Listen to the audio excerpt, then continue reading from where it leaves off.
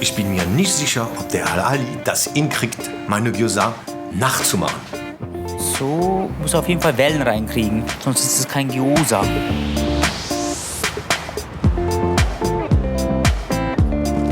Ah, hier kriege ich, glaube ich, alles. Ich glaube, das haut den Ali um. Und wenn er das so nachkochen kann, dann ist er auf jeden Fall ein guter Koch. Boah, wie soll ich das Gericht anders machen? Ruhig bleiben, Ali, ruhig bleiben, Ali.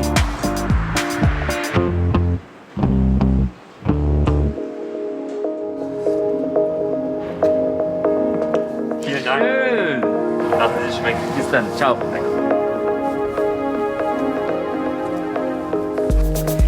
Ja, hallo ihr Lieben. Heute bin ich in Frankfurt und wir drehen heute hier Kochs anders. Normalerweise bin ich ja in Familien oder bei Privatfamilien zu Hause und probiere ihre Lieblingsrezepte und koche sie dann anders. Aber jetzt geht es leider nicht. Wir wollen natürlich auch niemanden gesundheitlich gefährden. Aber Frankfurt hat so viel zu bieten, ja? Ich bin mal gespannt, was alles so auf mich zukommt.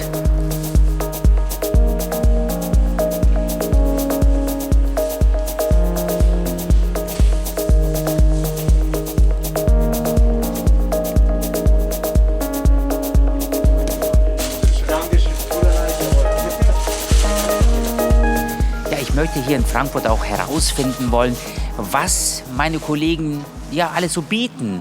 Wie gehen sie mit der Situation um? Was haben sie für eine To-Go-Karte? Welche Gerichte haben die?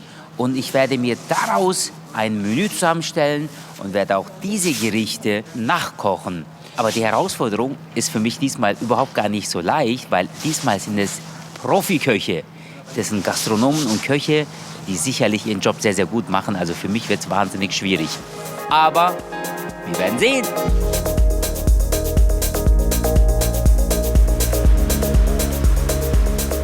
Ah, hier meine erste Station, die Gyoza Factory. Hier hole ich mir meine Vorspeise und der Inhaber ist ein Franzose. Warum kocht er japanisch? Da bin ich mal gespannt.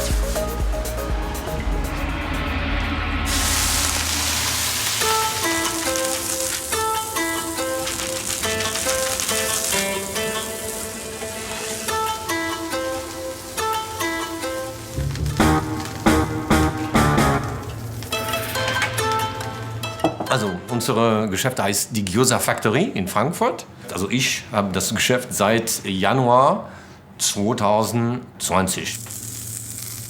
Die Japaner essen das sehr, sehr gerne. Auf dem Markt in Japan sind Gyoza, also man findet Gyoza überall. Aber in Europa noch nicht. Eine Spezialität, das ist klar, japanische Spezialität, das ist das japanische Ravioli. Je ne parle pas français, aber bitte red weiter. Also, das ist eine ganz lange Geschichte. Also ich kam nach Frankfurt in 1991, da wegen einer Frau, die ich in Frankreich kennengelernt hatte. Nach dem Umzug von Paris nach Frankfurt musste ich arbeiten gehen und hat meine Freundin gesagt, du bist Franzose, du gehst jetzt kochen. Das ist ein großes Teil meines Lebens, die ich in Frankfurt auch verbracht hat und auch in Gießen. Und ich kann sagen, das gefällt mir. Und es ist auch sehr nah dran an, was betrifft, eine große Stadt, da wo ich herkomme. Ich komme aus Paris und das ist schon für mich auch, ich mag gerne dieses ganze Bewegung, diese Menschenbewegung, diese Gastronomie, die man überall, wie sagt man das, also sich aussuchen kann. Es gibt eine große Auswahl. Ja, und es bewegt sich einfach mehr. Die Japaner verarbeiten die Gyoza mit Kohl und Schweinefleisch. Das ist quasi das traditionell. Unsere traditionelle Gyoza, kein Kohl, aber schönes Schweinefleisch, regional und eine bisschen anderes Gewürzmischung.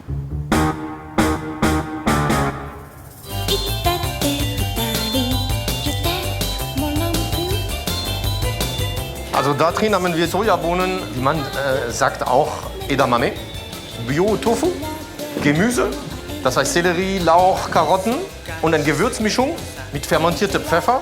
Miso-Paste kommt auch rein, Couscous, Kurkuma. Mit dieser Füllung können wir ungefähr 600 bis 700 Gyoza produzieren.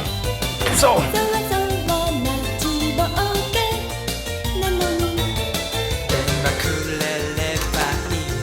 Das ist eine Wundermaschine auf jeden Fall. Und faltet den Teig einfach wie zwei Hände. Das Teig wird gefaltet über den Füllung und dann man arrangiert die einfach in den Tray. Und so geht's weiter. Die Maschinen kommen direkt aus Japan und interessanterweise der Ingenieur, der diese Maschine produziert, hat früher Teile für Motorräder produziert. Kann ich auch per Hand natürlich machen. Das ist ein bisschen mehr Arbeit, aber ich schaffe das schon.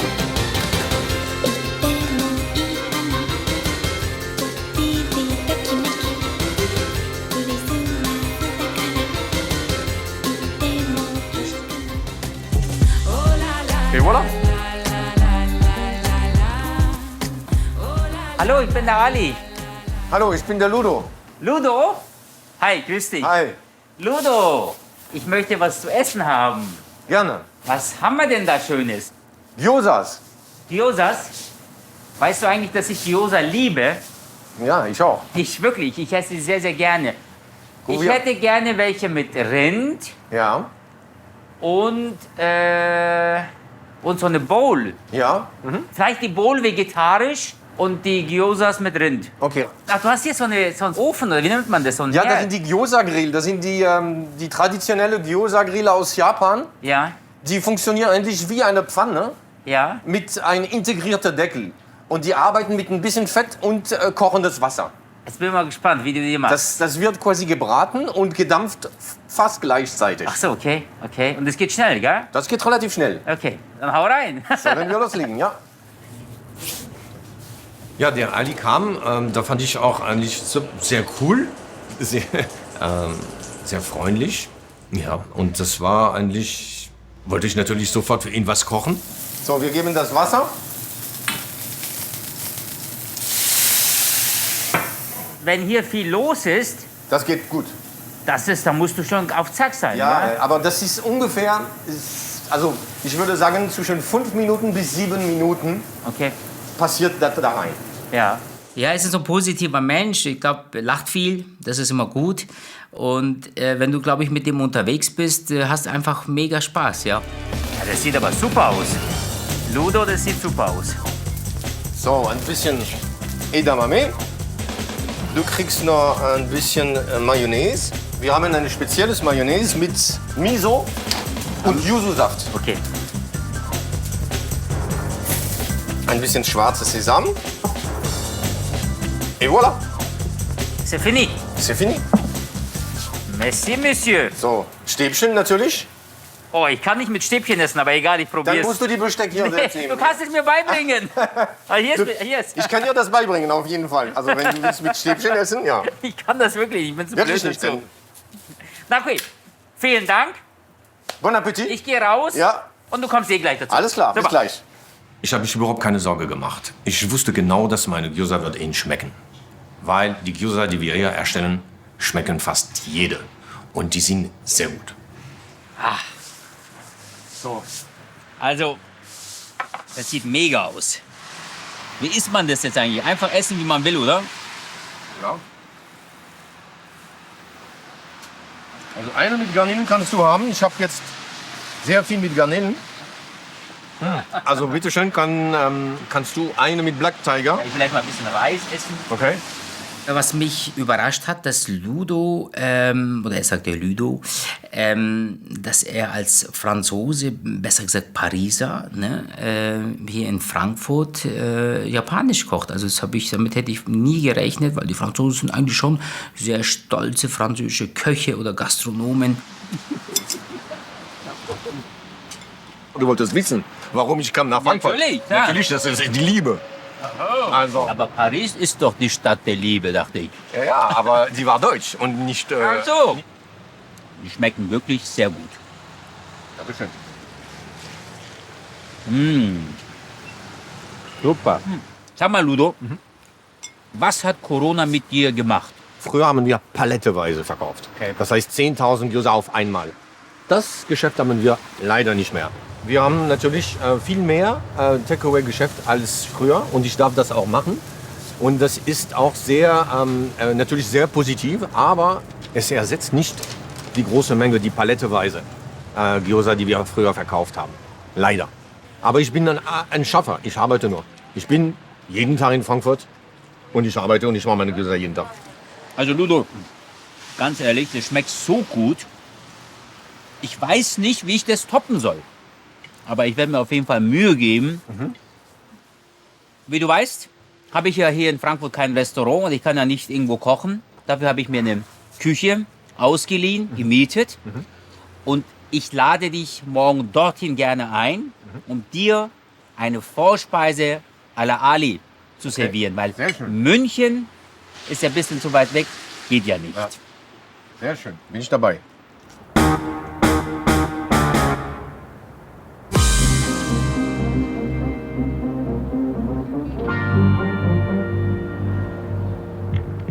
Heimat ist immer für mich da, wo dein Herz ist. Und was mich mit München verbindet, ist natürlich meine Kindheit und somit ist München ein Teil von mir.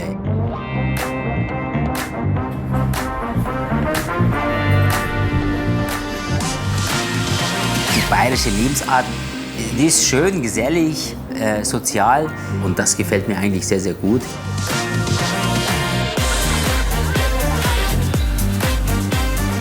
Zum Entspannen bin ich auch eher auf dem Land, aber zum Arbeiten und ja, um Gas zu geben, bin ich eher in München. Als ich 2014 das Parkour eröffnet habe, habe ich auch Ängste gehabt. Ich wusste nicht, wie das funktioniert. Und, aber durch sehr viel Fleiß, durch sehr viel Ehrgeiz, durch sehr viel Disziplin habe ich das Restaurant auch zum Laufen gebracht. Mir ist wichtig, dass der Gast zufrieden ist.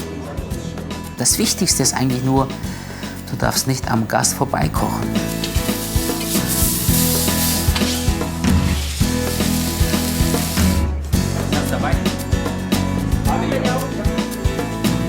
Ich bin sehr oft in der Küche. Viele denken, dass ich gar nicht mehr koche. Natürlich koche ich mit. Wir sind alle hier Augenhöhe, aber ich trage die Verantwortung. Ich bin der Ideengeber, der Kreativkopf. Mega. Ich würde ja nur kurz angrillen. Kurz angrillen und dann ein bisschen Chefsbutter drauf und fertig. Ja. Ich finde, nur gut kochen reicht nicht mehr. Die Gäste wollen auch das Drumherum haben. Die wollen natürlich den Koch sehen. Aber mir macht es Spaß. Warum macht es mir Spaß? Weil ich gerne unter Menschen bin, weil ich auch Menschen mag.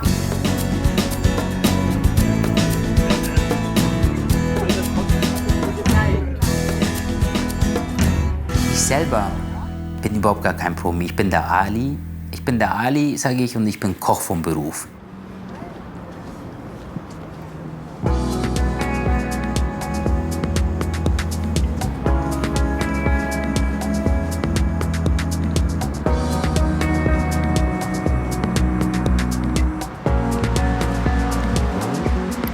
So, die Vorspeise habe ich jetzt gerade vorzüglich genossen.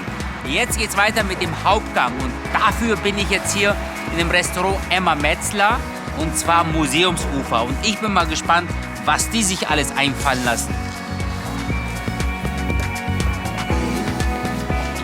Hallo? Hi. Hi. Oh. Grüß Sie.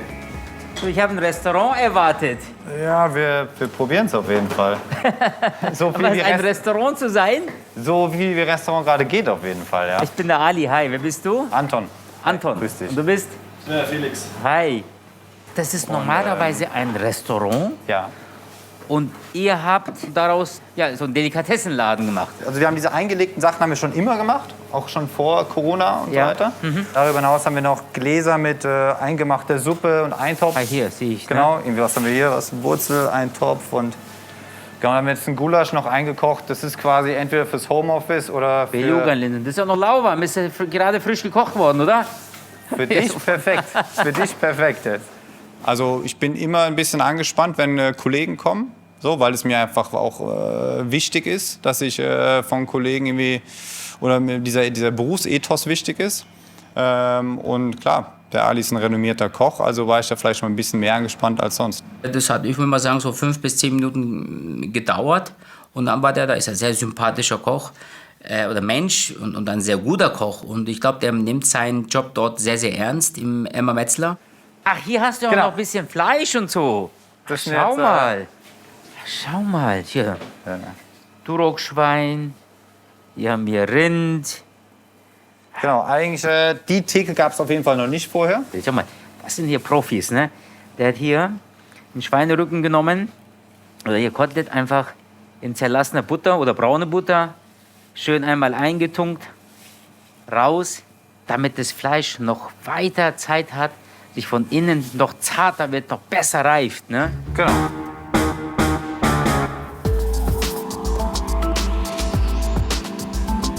Wir sind hier im Restaurant Emma Metzler, direkt am Main. Und ich betreibe das jetzt seit 4 Jahren. Ich bin der Küchenchef und auch der Geschäftsführer. Also eigentlich habe ich mich ganz klassisch hier selbstständig gemacht. Ich bin Offenbacher, habe dann in Hamburg meine Lehre gemacht und dann, klar, so die Kochwanderjahre gemacht. Ja, also als ambitionierter Koch geht man eigentlich nach der Lehre jedes Jahr in einen neuen Betrieb oder vielleicht ein neues Land sogar. Und das habe ich exzessiv 8 Jahre lang betrieben. Und dann bin ich hierher gekommen und habe mich hier wieder quasi in die Heimat zurück selbstständig gemacht. Das ist jetzt das Fleisch. Wildschwein. Das Schönste für mich am Kochen ist, Kochen ist ein Teamsport. Ja, und Kochen bedeutet immer, dass man in den meisten Fällen, dass man eigentlich in einem Team zusammenarbeitet. Und es hat schon was von Sport. In meinen ersten Jahren als Koch habe ich quasi in der Sternegastronomie gearbeitet. Und das war dann sozusagen der Leistungssport, wo man 15 Stunden am Tag arbeitet. Ja, das ist schon, gibt viel Identität und das ist eigentlich auch das Schöne am Kochen. Wir arbeiten ausschließlich mit regionalen Produkten und damit machen wir eigentlich kreative Bistro-Küche. Ja, so, also es ist nicht zu überkandidelt, nicht unbedingt viel Shishi, aber es ist einfach modern gekocht. So, jetzt bin ich mal gespannt, was du so auf der Speisekarte hast. Genau. Ist das die Speisekarte? Speisekarte. Ach, schau mal, eine sehr schöne Speisekarte. Aber wie machst du denn das eigentlich? Also wie ist das Essen schon fertig? Oder muss ich noch zu Hause fertig machen? Oder sind die Produkte oder die Gerichte, sind die noch roh? Wir machen eigentlich Wie ist dein Konzept? Wir machen eigentlich bis zu 10% alles fertig für dich. Ja? Schau, wir bereiten eigentlich alle Komponenten vor, packen es eigentlich hier sind schon quasi fertige Pakete zum Abholen. Alles einzelne Komponenten fertig in diese Pappboxen, eventuell noch was in einem Vakuumbeutel. Und dann hast du eigentlich nur noch die letzten 10%, die musst du einmal heiß machen. Die letzten 10% selber machen, das ist auch richtig so. Das mache ich ja auch bei mir. Das hat ja damit was zu tun, dass der Koch sich Gedanken gemacht hat und damit einfach auch die Qualität nicht drunter leidet, macht man das. Also das Gleiche mache ich ja. Also ich bitte ja in München ja auch, ich sage, wenn Steak ist, sage ich, soll ich das Ihnen fertig braten oder wollen Sie selber zu Hause fertig garen? Oder soll ich das Ihnen nur anbraten und Sie schieben das in den Ofen? Also du hast ja verschiedene Möglichkeiten. Du musst einfach heutzutage den Gast mitnehmen. Ach, weißt du was? Ich esse sehr gerne Huhn. Ich nehme einmal hier Freilandhuhn. Super. Moment, Schwarzwurzeln, Kaffeeöl und Malzmiso. Okay.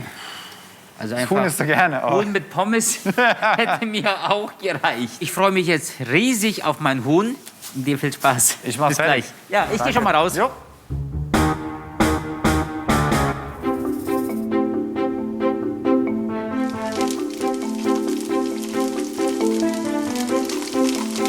Das Besondere in dem Fall, kann man sagen, dass es wirklich ein Huhn ist. Das ist mindestens 3 Monate alt. Ja? Das ist größer, es schmeckt richtig nach Huhn noch. Schwarzwurzeln ist eigentlich, finde ich, ein ganz schönes Wintergemüse. Ja, ist eigentlich sehr mild vom Geschmack. Ja? Es hat sowas ganz ein bisschen wie Sellerie, aber eigentlich schon ein bisschen feiner von der Aromatik. Wenn man das schält, dann kriegt es halt so was ganz Feines und ganz Leichtes vom Aroma. Mit der Schale ist es noch ein bisschen nussiger.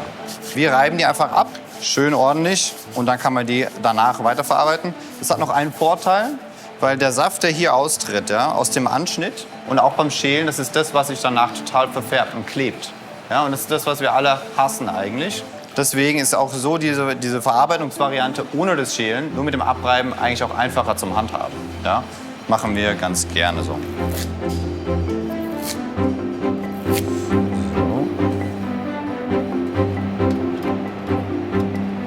Jetzt geht es weiter mit dem Malzmiso. Und da fangen wir eigentlich klassisch an mit Butter.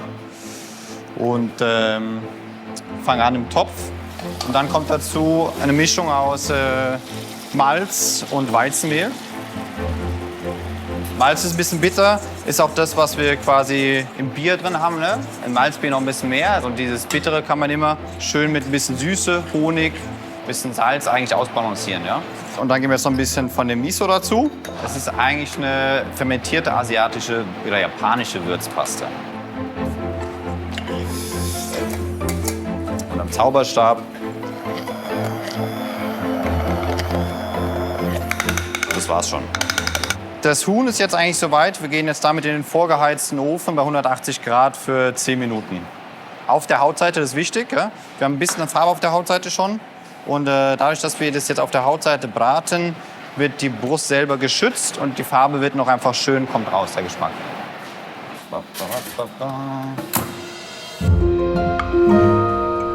Jetzt geht es ans Kaffeeöl. Was wir machen, wir gehen her mit ganz normalem Rapsöl. Das Öl erhitzt auf 70 Grad, die Kaffeebohnen rein, einmal gemixt.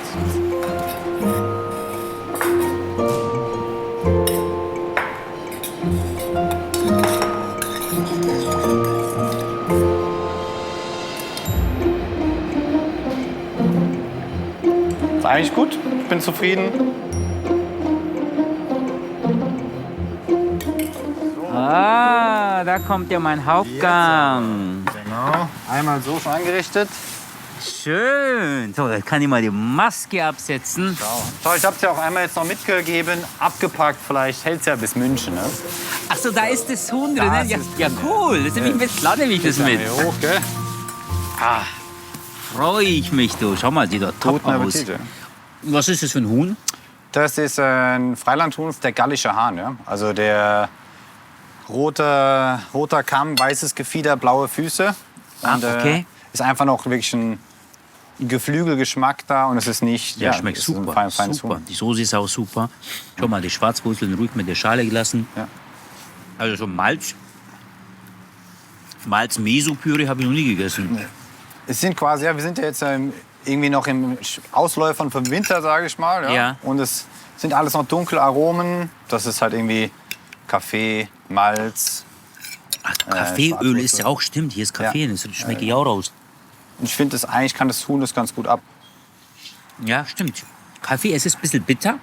Das Ja. ist ein Kaffee, klar. Aber das ist jetzt überhaupt gar nicht störend. Stört mich nicht. Also du schmeckst trotzdem die einzelnen Komponenten raus.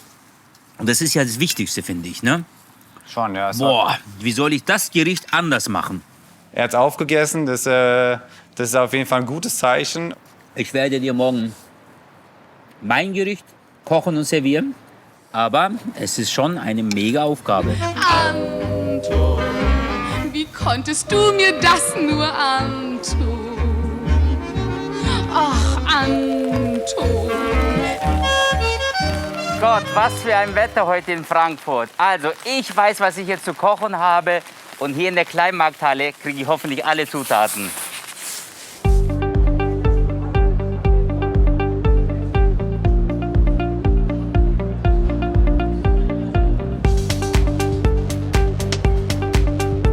So, die Einkaufsliste habe ich jetzt in der Hand. Was gibt es denn überhaupt? Es gibt in der Vorspeise Kürbis, Cashewnuss, Gyoza mit so einer Sojamarinade.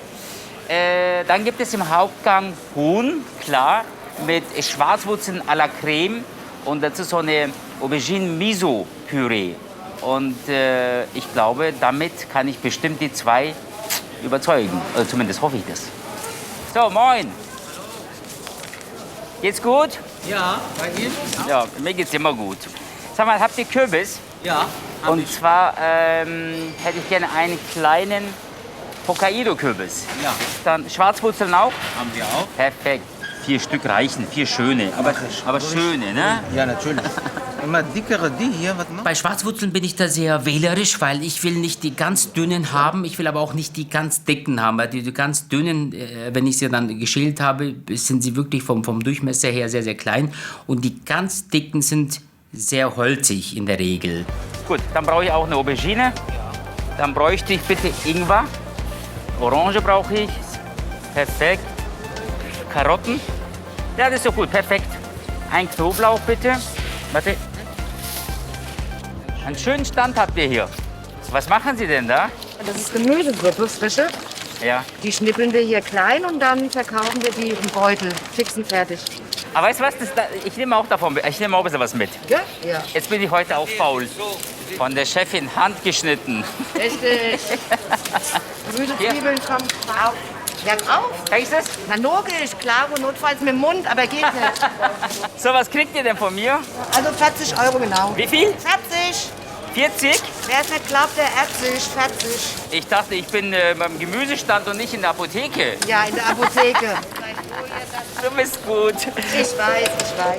Sauer und bitter. Also die schmecken dann bitter. Ist dann nicht gekocht. Wahnsinn, schau mal. Persische schwarze Tee. Das sind die weißen Maulbeeren. Ach, die nehme ich mit. Mach irgendwas daraus. Und ich brauche Cashewnüsse. Bitte.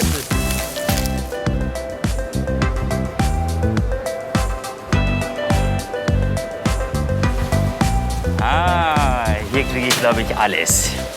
So. Hi. Sag mal, habt ihr Sojasauce bestimmt, oder? Hast du auch eine... Ja, da ist ja die grüne. Genau. Da bräuchte ich bitte ein... Habt ihr auch Miso-Paste? Ja. Auch eins bitte. Ach so, habt ihr eigentlich Gyoza-Teig? Ja. Ehrlich? Ja. Ja, geil. Wie viel sind da? Ach, das reicht schon, oder? Wie viel sind da drinnen? Etwa 30 Stück. Gib mir 2 Stück. Ja. Weil ich muss heute Gyoza machen und ich habe die vorher noch nie gemacht.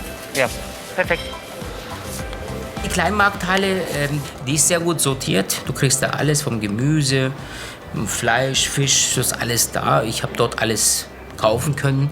Die Vielfalt auch. Die Vielfalt, was mir sehr gut gefallen hat, dass dort einfach verschiedene Stände sind, vom Asiaten bis Orient bis Einheimische.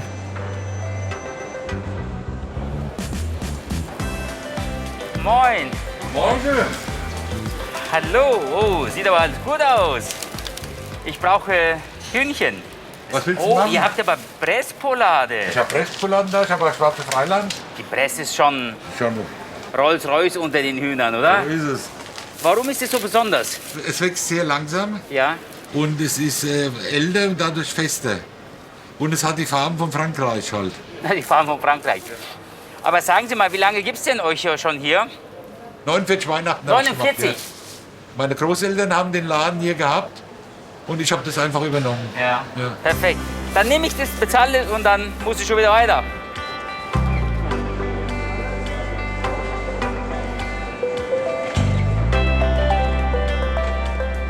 Es ist schön, vor allem heute hat es uns wirklich geholfen, weil einfach es hat dermaßen geschüttet draußen und mir kam es gelegen, dass wir dort heute eingekauft haben.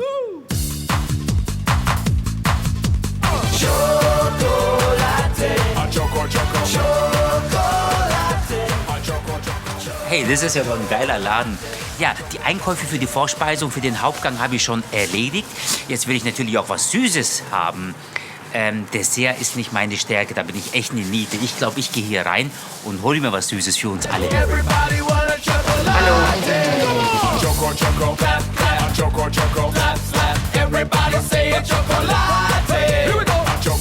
Hallo, grüß Sie. Hallo, Ui, schöne Pralinen haben Sie hier. und ziemlich lecker auch. Wer sagt das? Naja gut, wir testen natürlich alles. Was ist denn das Besondere hier? Das Besondere ist, dass Sie wirklich aus ganz Europa die besten Pralinen und Trüffel auswählen können. Ach so. Sie können zum Beispiel was mit Salz nehmen oder Salzkaramell, aber das kennen Sie bestimmt schon. Ich stehe auf Nüsse. Schöne- Vielleicht ein Pistazien-Nougat. Ja, Sind das beide Haselnüsse? ja. Ja, würde ich davon auch noch 2 Stück einpacken. Also 1,1. Wieso heißt denn der Laden eigentlich bitter und hart? Das war sehr passend, was Schokolade angeht. Bitterschokolade, zartbittere. Und es trifft halt auf vieles zu. Zart schmelzend. Sind Sie mit dem Geschäft zufrieden? Wir sind sehr zufrieden. Ja? Ja. Die Leute rufen an. Wir verschicken. Wissen Sie, was ich an Ihnen mag? Bin gespannt. Sie sind so ruhig und so entspannt. Pflaume und Marshmallow. Apple Wine. Wie heißt das? Apfelwein, Apple Wine. Wie heißt das? Oh, das sieht aber super aus. Okay, ich pack's, ich mach's zu. Ja. Vielen Dank. Und jetzt gehe ich in die Küche, weil in 3 Stunden kommen meine Gäste. Hat Spaß gemacht. Tschüss. So, ich fange natürlich mit der Vorspeise an. Für die Gyoza-Füllung habe ich ja Hokkaido-Kürbis gekauft. Und in Frankfurt habe ich mir eine Hotelküche hier gemietet. Hier kann ich in Ruhe arbeiten, hier kann ich Vollgas geben. Und wir stören niemanden, wir gefährden niemanden, das ist ja das Wichtigste. Und der Ali kann schön arbeiten.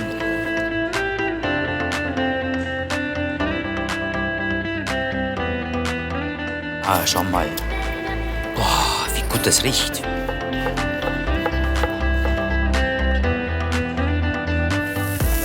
Knoblauch mitgebracht. Ich freue mich, endlich wieder in einer Profiküche zu sein. Ich vermisse natürlich auch meine Küche in München, also meine Restaurantküche in München. Das ist, wenn der Ingwer sauber ist, dann verwende ich natürlich den Ingwer mit der Schale, weil unter der Schale sitzen ja die ganzen Vitamine, ne? Das ist wichtig. So, mein Gemüsefond, dafür habe ich ja Gemüse auf dem Markt gekauft. Hier bleibt den Kürbis dazu. Dann habe ich hier eine Orange gekauft. Das ist wichtig, nur die Schale. Hier kann man sehen, ohne das Weiße, weil das Weiße ist ja bitter und das würde mein Gericht kaputt machen.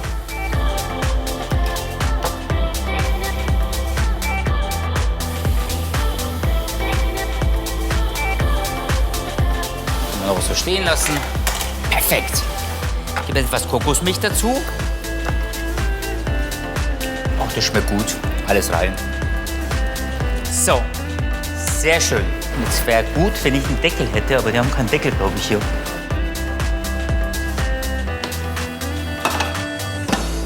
So. Ich möchte jetzt zu der Gyoza noch mal so eine Sojamarinade machen. Schön Sojasauce rein. Knoblauch. Einfach so im Ganzen ein Stück reinschmeißen. Etwas Limettenabrieb. So Peperoncini. Etwas Ingwer reinlegen. Oh, das riecht so gut. Wunderbar.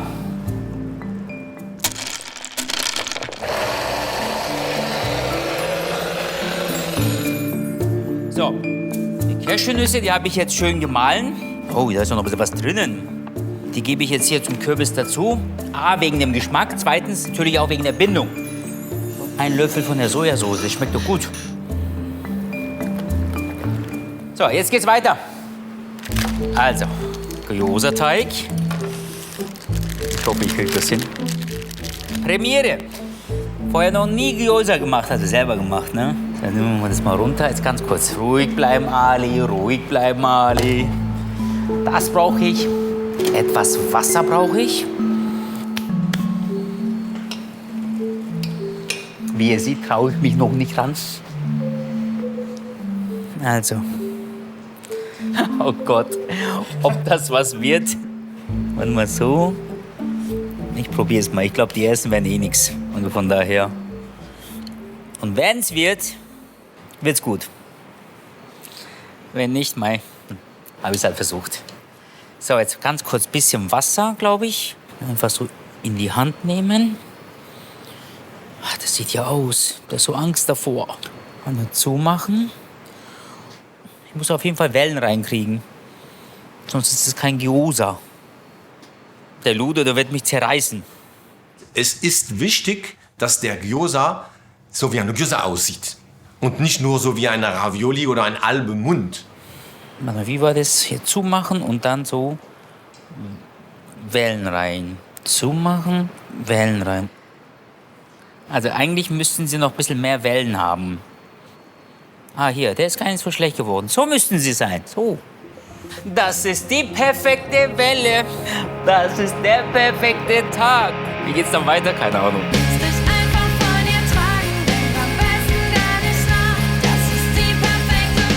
Welle, zack. Welle, zack.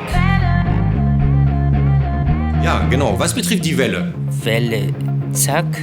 Welle, zack. Das muss ja noch ein bisschen trainieren, aber du kriegst das schon hin. 3, 4.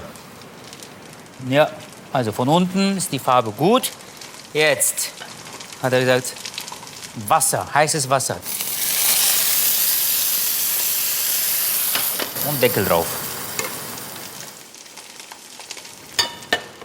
So, schau mal, schön. Schöne Farbe von unten bekommen und jetzt richten wir die an. Meine ersten Gyoza! So, meine Gyoza sind fertig. Das sind die ersten, die ich in meinem Leben gemacht habe. Ich bin mit dem Ergebnis zufrieden, aber wir haben ja hier Fachleute heute. Ach, bin mal echt gespannt, ob es denen schmeckt. Oh, Ludo! Monsieur Ali. Ich muss eigentlich Maske aufsetzen, gell? Ah, vom Weiten, das sind 1,5 Meter. Ich habe extra das lange Teller genommen. Ah, okay. Schau mal, das sind wirklich 1,5 Meter. Also kein Stäbchen, oder? Die sehen doch schon mal auf jeden Fall gut aus, oder? Das sieht ja sehr gut aus. Ich versuche jetzt rauszukriegen, was da drin ist, aber ist auf jeden Fall sehr lecker. Erdnüsse, oder? Nüsse? Fast richtig. Fast. Karotten, Falsch. Kürbis. Ja. Ich wollte ihm einfach Gyoza servieren, wo er es sieht, dass ich mir sehr viele Gedanken gemacht habe und dass ich auch die Aufgabe ernst meine. Und es hat auch mit Respekt zu tun. Er hat das gut hingekriegt und ich muss sagen, auch was betrifft den Geschmack, er hat auch was da reingebracht, das war auch schon sehr interessant mit dieser Kürbisfüllung. Die Gyozas waren sehr lecker. Ich fand vor allen Dingen den Dip auch super dazu. Der hat richtig Tiefe und Geschmack gehabt. Und ich finde, das passt eigentlich. Ein bisschen kräftig, aber... Also ich bin fertig. Du bist fertig? Ich auch. Du musst nachziehen. Also, ich finde es gut. Ich glaube, es hat euch geschmeckt. Ihr könnt ja euch ein bisschen noch unterhalten. Ich gehe in die Küche und kommt nur noch der Hauptgang. Ja, bin mal gespannt. Also bis gleich, gell? Jetzt geht's weiter mit dem Hauptgang. Ich habe hier eine super Bresse-Poulade gekauft, also Bresse-Huhn. Das ist wirklich eine Delikatesse aus Frankreich. Oh, einer der besten Hühner, die auf der Welt gibt, sage ich jetzt mal. So, die Keule löse ich aus. Ja, warum ist das Huhn besonders? Weil es einfach artgerecht gehalten wird, aufgezüchtet wird, weil es dann auch ein Huhn ist. Man sagt auch Blaufußhuhn dazu hier, ne? Kann man ja sehen, schau mal. Ja.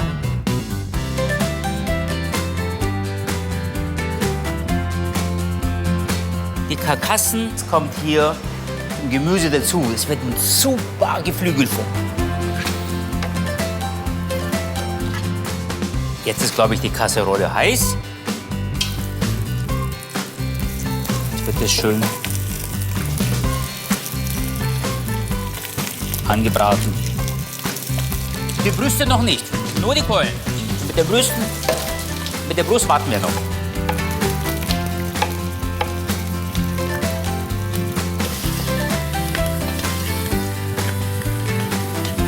Etwas Rosmarin gebe ich dazu, es passt sehr gut. Und jetzt hat der Anton gestern so ein Malzcreme dazu gemacht. Und das muss ich ja irgendwie mit einbinden oder einbauen. Ich werde die Soße mit dem Malz, sage ich jetzt mal, mit Malzmehl, werde ich binden. Einen Löffel von dem dazu hier. So. Um ein bisschen Frucht reinzubringen, gebe ich auch so 1, 2 Orangenschalen dazu. Und jetzt wird der Ansatz für die Soße mit Brühe aufgefüllt.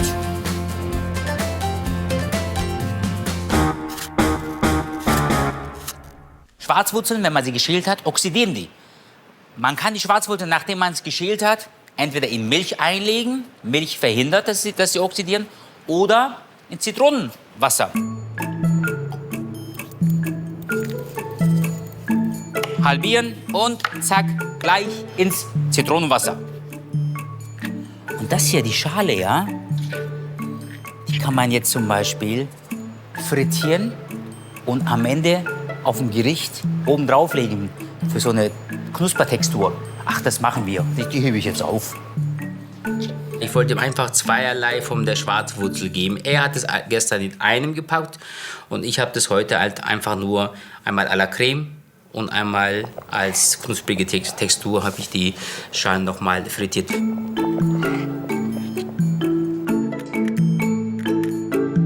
jetzt gehe ich her und schneide einfach die Schwarzwurzeln in so schräge Scheiben. Ja, da gebe ich jetzt etwas Sahne dazu. Weil die heißen ja Schwarzwurzeln à la Creme. Der Anton hat gestern Miso-Paste im Hauptgang, sage ich jetzt mal, verwendet oder eingearbeitet. Und ich werde das auch machen, aber ich werde das auf Basis von der Aubergine machen.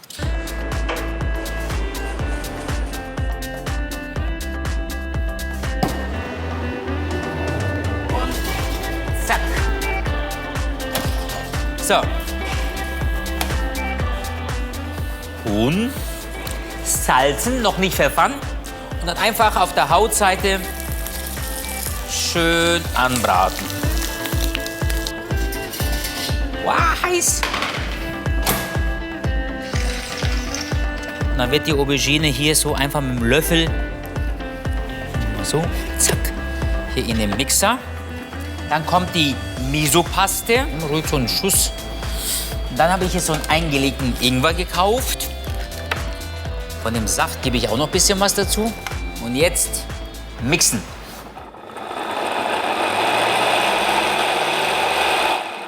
So, das reicht auch schon. Aubergine-Confit, mega. Malzsoße. Jetzt gebe ich da etwas Butter dazu. Und jetzt etwas Rosmarin und Kaffee. Der Anton hat ja gestern Kaffee, also Kaffeeöl am Ende oben drauf getan. Und ich habe heute kein Kaffeeöl gemacht. Ich gebe einfach Kaffee mit in die Butter und werde schön damit mit der Kaffee-Rosmarin-Butter das Hühnchen, schau mal, hier.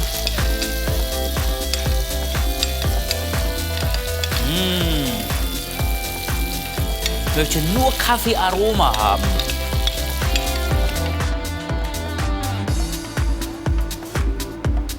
Perfekt.